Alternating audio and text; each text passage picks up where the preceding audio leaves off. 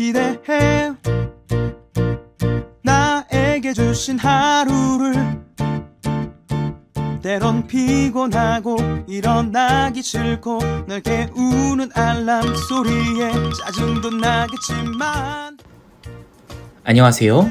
오늘도 푸른 말씀 김호영 강도사입니다. 주무시지 않고 나를 지키셨네. 오늘을 나에게 주셨네.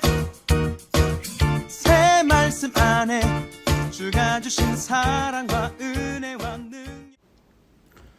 오늘 우리가 나눌 말씀은 사무엘상 30장 1절에서 6절까지 말씀입니다.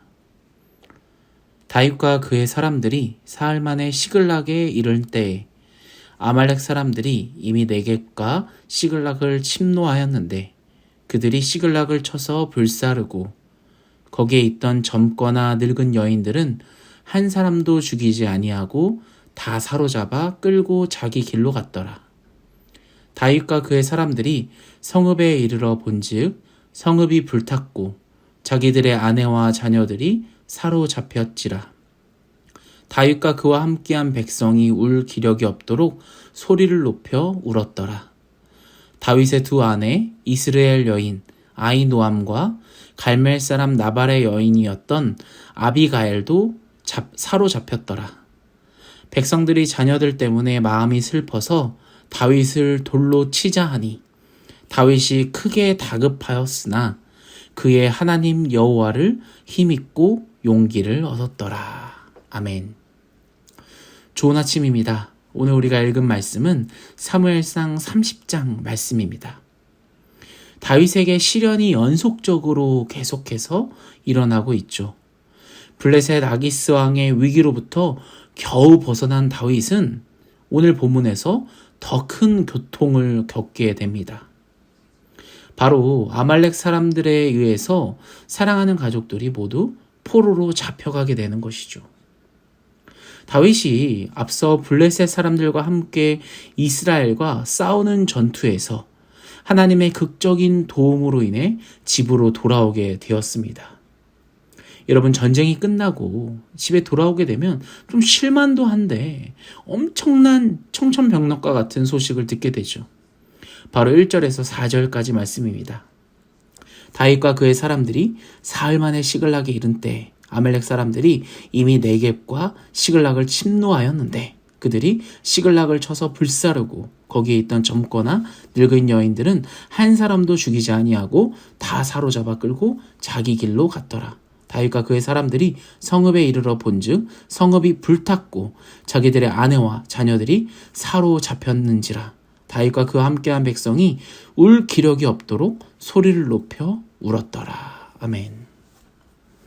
여러분, 다윗의 부대가 전쟁을 도우러 간 사이에 아말렉이 다윗의 터전인 시글락을 공격하죠. 집을 다 불태우고요. 아내와 자녀들까지 모두 다 포로로 잡아가게 됩니다. 이 가족들을 인질로 잡아 다윗을 이제 위협하고자 복사하고자 한 이 아말렉의 행동인 것이죠. 여러분, 이 모습을 본 다윗과 그를 따르던 백성들의 병사들의 마음은 어땠을까요? 오늘 4절의 말씀에 기록되어 있는 것처럼 울 기력이 없도록 소리를 높여 울었다고 합니다. 한번 생각해 보십시오. 삶의 터전도 잃고 가족의 생명까지 빼앗긴 그 절망감, 너무나도 힘들었을 겁니다. 다윗이 사실 이스라엘과 유다 땅에 있을 때는 이와 같은 큰 위기는 없었습니다. 물론 계속해서 도망 다니긴 했죠. 하지만 오늘처럼 그렇게 큰 위기는 없었습니다. 이 하나님의 신앙의 경계선을 넘어가니까 이렇게 큰 위기가 발생하고 만 거죠. 여러분, 그리고 이 시글락에서 다윗이 얼마나 평안하게 보냈습니까?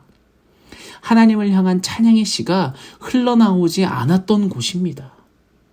하나님을 향한 그 뜨거웠던 열정들이 다 식고 만 것이죠. 그래서 이런 다윗에게 큰 위기가 생긴 것입니다. 여러분, 그 위기는 끝을 달립니다. 이제는 다윗을 따르던 병사들까지도 이제 다윗을 죽이려고 합니다. 6절 말씀입니다. 백성들이 자녀들 때문에 마음이 슬퍼서 다윗을 돌로 치자 하니 다윗이 크게 다급하였으나 그의 하나님 여호와를 힘입고 용기를 얻었더라. 아멘. 여러분, 다윗도 역시 가족들을 잃어서 두 아내를 뺏겨서 너무나도 슬픈데 백성들이 뭐 하나님이고 뭐고 권력이고 뭐고 나라가 뭐고 은혜가 뭐고 자기 감정대로 이제 행동을 하기 시작합니다. 바로 다윗을 돌로 쳐서 죽이겠다고 하는 거죠. 뭔가 다윗이라도 죽이게 되면 다윗의 시체를 가져가게 되면 내 가족들만큼은 돌려받을 수 있지 않을까, 이런 생각을 하게 된 거죠. 여러분, 다윗은 더 절망적인 상황에 처하고 맙니다. 사울은 나를 죽이려고 해. 그걸 벗어나서 블레셋으로 왔더니 이제는 아내와 가족들, 재산들, 터전까지 다 뺏기고는 이제 그 믿었던 동료들마저 나를 돌로 치려고 합니다. 다윗은 어떤 기분이었겠습니까? 아무래도 여기가 내 마지막이구나, 이제 끝이구나. 뭔가 인생을 마치고 포기할 만도 한 다윗입니다.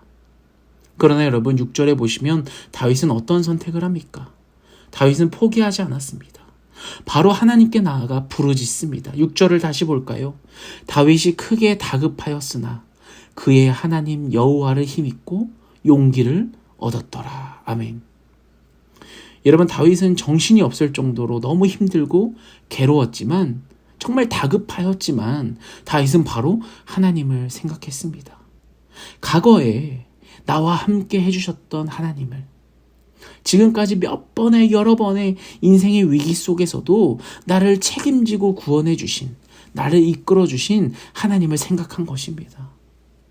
물론 이 시글락에 있을 때 내가 그 긴 동안 하나님을 멀리하고 하나님을 잊었었지만, 내 마음에서 멀어졌었지만, 그럼에도 불구하고 과거에 나와 함께 하신 그 하나님, 지금도 여전히 살아계신 그 하나님, 이 절망적인 상황 가운데 하나님을 떠올리고 하나님을 기억하고 이 상황을 하나님께 맡겨드린 것이죠. 하나님을 찾습니다. 하나님, 저와 함께 해주십시오. 여호와를 힘입게 되는 다윗인 것입니다. 물론 다윗이 실수하고 실패하고 나를 버리시는 하나님이 아니라는 것을, 실패에도 불구하고 나를 버리지 않는 그 하나님을 굳게 믿었던 것입니다. 언제나 살아계시고 언제나 나를 향해 손을 쫙 뻗고 계시는 그 하나님, 다윗은 그 하나님을 기억해내고 다시 의지하기 시작합니다. 사랑하는 여러분, 사울은 인생의 위기 때마다 누구를 찾아갔었습니까? 무당들을 찾아갔습니다. 그러나 다윗은 어떻습니까? 그가 비록 이 시글락에서 있을 동안은 하나님과 멀어지고 하나님을 노래하는 노랫소리가 한동안 들리지 않았지만, 그 절망의 끝에 그 순간에서 그는 하나님을 기억합니다. 부하들이 자신을 버리려고 할 때, 돌로 쳐서 죽이려고 할 때, 그는 하나님께서 나와 함께하고 계시다는 것을 믿습니다. 사랑하는 여러분, 여러분의 인생 가운데 있어서도, 그 위기의 순간 가운데 있어서도 함께 하시는 하나님을 바라보기를 소원합니다. 여전히 하나님도 살아계시고 또 여러분과 함께 하시려고 손을 뻗고 계신 그 하나님을 바라보길, 그 하나님을 기억하길 소원합니다. 그 하나님을 통해 힘없고 용기를 얻기를 소원합니다.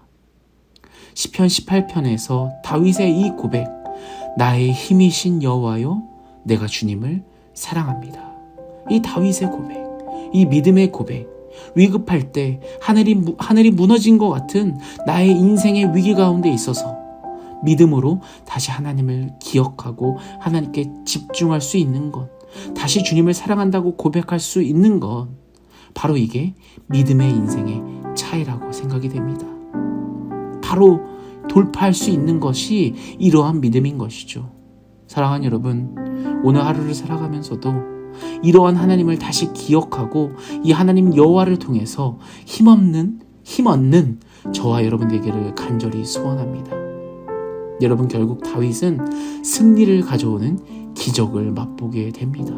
기도로서 이 인생의 위기를 돌파하게 됩니다. 우리 모두가 이런 기적의 하루를 경험하는 저와 여러분 되기를 간절히 소원합니다. 우리 오늘 말씀을 놓고, 오늘 하루를 놓고, 내 인생을 놓고 하나님을 기억하며 간절히 주님을 부르짖으며 같이 기도하며 나아가겠습니다.